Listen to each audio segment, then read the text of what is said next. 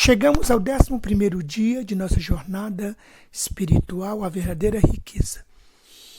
Posso dizer com alegria que Deus tem derramado bênção sobre nós e vai continuar derramando nesta jornada que busca nos mostrar qual é o propósito de Deus para a nossa vida, principalmente no que diz respeito aos recursos, aos talentos que Deus colocou em nossas mãos para nós administrarmos. Ore comigo agora. Obrigado, Senhor, porque de tuas mãos nós recebemos tantas bênçãos. Nós queremos te pedir hoje, ó Pai, o teu Santo Espírito, a unção do teu Santo Espírito, a condução segura dele em mais esse dia para nos iluminar, para nos dar sabedoria, mas principalmente para realizar essa obra transformadora em nossa vida rumo à eternidade. Nós colocamos tudo isso em tuas mãos e pedimos em nome de Jesus. Amém. Nos últimos dias, nós estamos analisando como é que nós podemos ser bênçãos na obra do Senhor, na vida de muitas pessoas, com os nossos recursos, com os talentos que Deus concedeu a cada um de nós. O tema de hoje é uma pergunta, mais uma vez, e uma pergunta um pouco intrigante. Podemos salvar muitos mesmo depois de mortos? Eu coloquei esta pergunta bem instigante e para nos levar a refletir que mesmo depois de mortos nós podemos abençoar, nós podemos salvar, nós podemos contribuir para o avanço da causa de Deus e dessa maneira nós levarmos muitas pessoas ao pé da cruz. O texto de hoje avança nesse sentido. Filhinhos, não amemos de palavras nem de boca, mas sim de atitudes e em verdade. 1 João 3,18. A versão é a King James atualizada. Olha só, muitas vezes nós seguimos ao Senhor, mas o nosso amor ao Mestre e à sua causa é só da boca para fora. E esse verso de hoje vem nos alertar e tem a ver com o nosso tema, que nós temos que amar ao nosso Deus também em atitudes, nas ações que nós praticamos, pois essas ações deixarão marcas indeléveis que contribuirão para o nosso tesouro celestial. Muito bem, o texto de hoje já vai começar a fazer um pouco essa reflexão. Muitos que têm feito elevada profissão de fé são deficientes em obras. Se mostrassem sua fé pelas obras, poderiam exercer poderosa influência a favor da verdade, mas não aplicam os talentos de recursos que lhe foram confiados por Deus. O tema de hoje vai nos levar à reflexão, principalmente em relação aos recursos que são conduzidos por Deus, que são dados por Deus para nós, como herdeiros de sua causa. E o que é que acontece? O foco hoje é a questão dos nossos recursos, o que nós vamos fazer depois que nós morremos. E essa decisão nós precisamos tomar antes, enquanto nós estamos com vida. Deus revelou isso a Ellen White para que ela esclarecesse os fiéis filhos de Deus naquela época, mas hoje também, que fosse uma advertência e um alerta para nós também, não é?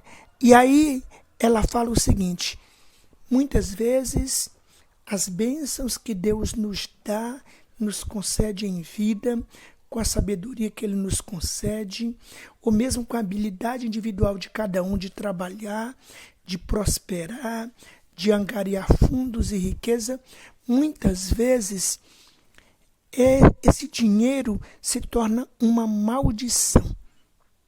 E aí é essa reflexão que nós vamos fazer, é esse o foco que nós vamos fazer hoje em nosso estudo, em nossa meditação, na nossa jornada de hoje.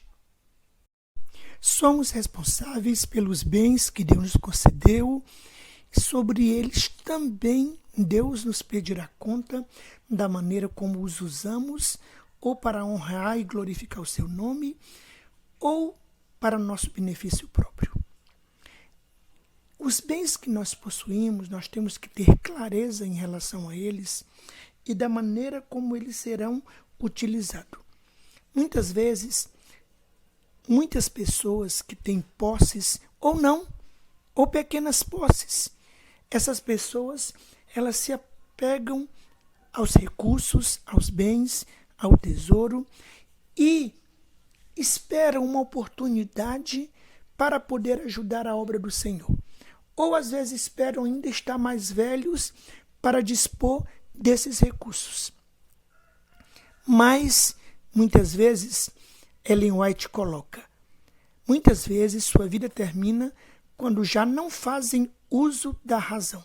Ou seja, estão idosos, já não estão em posse da plena consciência para saber o que estão fazendo, e aí é tarde demais. Ou ainda podem morrer de maneira repentina, sem terem decidido investir os seus recursos na obra do Senhor, na pregação do Evangelho e em ajudar ao pobre e ao necessitado.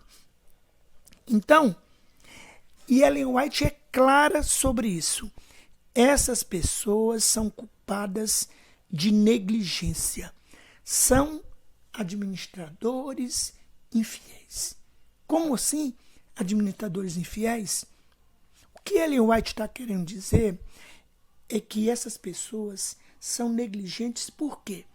Porque protelaram, retardaram, tardaram em tomar uma decisão necessária e importante em destinar para Deus parte dos seus recursos, em investir na sua obra enquanto tinham plena consciência ou ainda enquanto é tempo.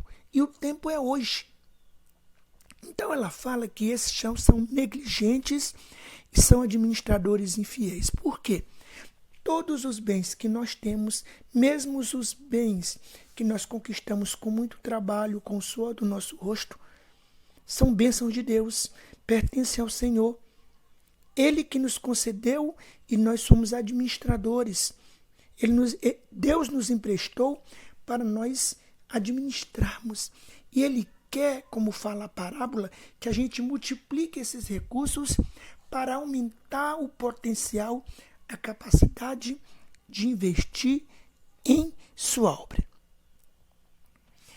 E Ellen White fala, cristãos que creem na verdade presente devem manifestar sabedoria e providência. Ou seja, sabedoria, ser sábio no uso dos recursos e se antecipar aos fatos. Não deixar ser atropelado pelos fatos da vida. Muitas famílias têm sido roubadas porque, enquanto vida, o dono dos recursos não faz o destino correto dos seus recursos e deixa para depois que morre as coisas acontecerem. Muito bem. Quando alguém morre, se não fez um testamento, se não deixou escrito a sua vontade, todos os seus bens serão divididos em partes iguais pelos herdeiros que ele possui. A Constituição brasileira, o Código de Processo Penal e o Código Civil, o Código de Processo Civil e o Código Civil, esses dois códigos normatizam o que vai acontecer com a herança, com a sucessão. Quando alguém morre e deixa recursos, o Código de Processo Civil e o Código Civil vão normatizar. E aí alguém pode pensar, mas eu não tenho quase nada, só tenho uma casa, um carro, uma bicicleta, coisinha pouca. Mesmo você que possui poucos bens, deve pensar de que maneira esses poucos bens, aquilo que você possui, pode ser usado na obra do Senhor. Pode ser uma bênção na salvação de almas. Pode contribuir para atrair as pessoas a Cristo e apresentar o plano da salvação a elas. Pois bem, o Código Civil e o Código de Processo Civil normatiza que existem herdeiros necessários. Quem são os herdeiros necessários? Os herdeiros necessários são os herdeiros ascendentes e os herdeiros descendentes. Eu já falei um pouco sobre isso, mas agora eu vou me aprofundar um pouquinho mais. Os herdeiros ascendentes são o pai, a mãe, o avô, a avó, o bisavô e a bisavó. Esses são os herdeiros ascendentes. Os herdeiros descendentes são os filhos, são os netos, os bisnetos e também os descendentes, a esposa ou esposo, o cônjuge, ou um companheiro, ou alguém que você morou junto, conviveu, não é? Mas que tem direito por lei também. Muito bem. Esses herdeiros necessários, como diz a lei, eles, pela força da lei brasileira hoje, eles possuem o direito a 50% de todos os bens que você possui. Nem que seja uma caneta, metade é deles.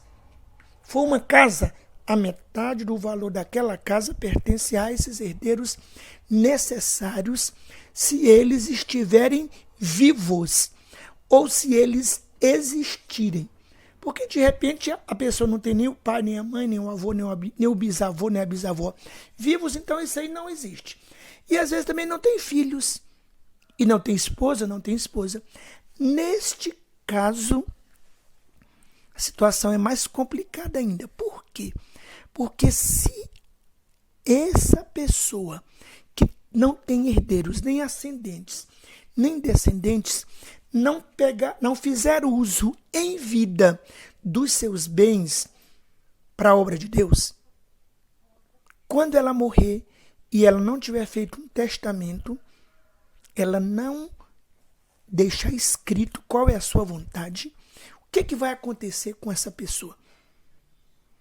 Quem vai herdar todos os seus bens, vai entrar na justiça para ter direito a eles, serão os herdeiros colaterais. Os irmãos, os primos e por aí vai, nessa escala aí. Então, quem não tem herdeiros ascendentes, não tem herdeiros descendentes, deve, com mais liberdade, investir os seus recursos em vida na obra de Deus. Utilizar os recursos para ajudar o próximo e para a obra do Senhor. Ou fazer um testamento e deixar alguém da sua extrema confiança para administrar esses recursos caso ele morra de maneira rápida e repentina. Por quê? É uma garantia que os seus recursos vão ser destinados naquele testamento que você colocou ali. A sua vontade vai ser realizada por força deste documento. Mas isso só vale quando você não tem herdeiros ascendentes e nem descendentes. Se você tiver, você pode deixar no testamento apenas 50% dos seus recursos, da sua herança, dos bens que você possui. Porque a outra metade, os outros 50%, precisam ser provisionados, separados, ou dados em vida, ou deixados no testamento, porque se você não fizer isso, a sua vontade não será cumprida, porque ela não terá respaldo jurídico. não estará legalmente respaldado, fundamentado. Os herdeiros vão entrar na justiça e vão bloquear, e aquilo que poderia ser uma bênção para a causa de Deus será uma maldição. Sobre isso, Ellen White fala: aqueles que preparam seu testamento não devem poupar esforço ou despesa para obter conselho jurídico e preparar-se de modo a resistir à prova. Ou seja, ele tem que ser válido, porque se não estiver legalmente constituído, não terá validade, será derrubado e a sua vontade não será cumprida. Aí Ellen White está alertando exatamente para isso. Seguindo em nossa análise, Ellen White coloca o seguinte: os pais devem ter grande temor de confiar aos filhos os talentos de bens que Deus lhes pôs nas mãos, a menos que tenham absoluta certeza de que seus filhos têm maior interesse, amor e devoção pela causa de Deus do que eles mesmos, e que esses filhos serão mais fervorosos e zelosos em promover a obra de Deus e mais benevolentes em fazer prosperar os vários empreendimentos relacionados a ela que necessitam de recursos.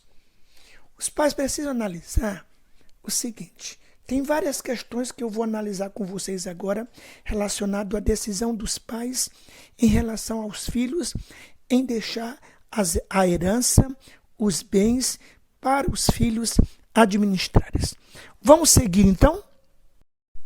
Muitas vezes os pais amam tanto os filhos que querem, depois de mortos, deixá-los bem, deixá-los financeiramente bem. Às vezes tem um filho que não avançou muito, que não prosperou, que não deu certo, ou às vezes o pai foi super protetor, protegeu demais, que não deixou os filhos andarem com as próprias pernas, sempre ajudou, sempre cuidou, e ele ama tanto os filhos que ele se preocupa com o futuro, com o destino dos filhos depois que eles morrerem. E o que é que os pais fazem? Muitas vezes, tanto o pai quanto a mãe. Às vezes o pai já faleceu, tem só a mãe, às vezes a mãe já faleceu, tem só o pai, e ele se preocupa em deixar os filhos, abre aspas, bem financeiramente, ter um pouco de conforto. Mas a palavra de Deus alerta, através da sua serva Ellen White, que este é um risco, é um perigo. Não de amar os filhos, de deixá-los bem, mas de deixar os recursos, e às vezes todos os recursos, nas mãos dos filhos. Por quê? Porque muitas vezes os filhos não amam a Deus, não servem a Deus, e mais, são ímpios. E Ellen White fala: Satanás controla a questão de forma a satisfazer aos seus propósitos e afastar da causa de Deus os recursos de que necessita para que seja abundantemente mantida.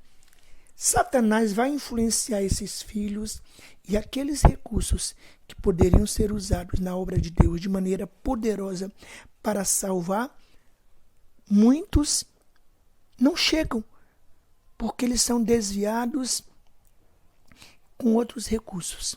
E Ellen White segue, falando sobre os pais. Os que pensam acalmar a consciência, transferindo seus bens aos filhos, ou retendo-os da causa de Deus e deixando-os nas mãos dos filhos descrentes e irresponsáveis, para que esbanjem ou acumulem e os adorem, prestarão contas a Deus. São administradores infiéis do dinheiro do Senhor. Eles permitem que Satanás os domine por meio dos filhos, cuja mente está sob seu controle. Dessa maneira, os propósitos de Satanás são alcançados de muitas maneiras.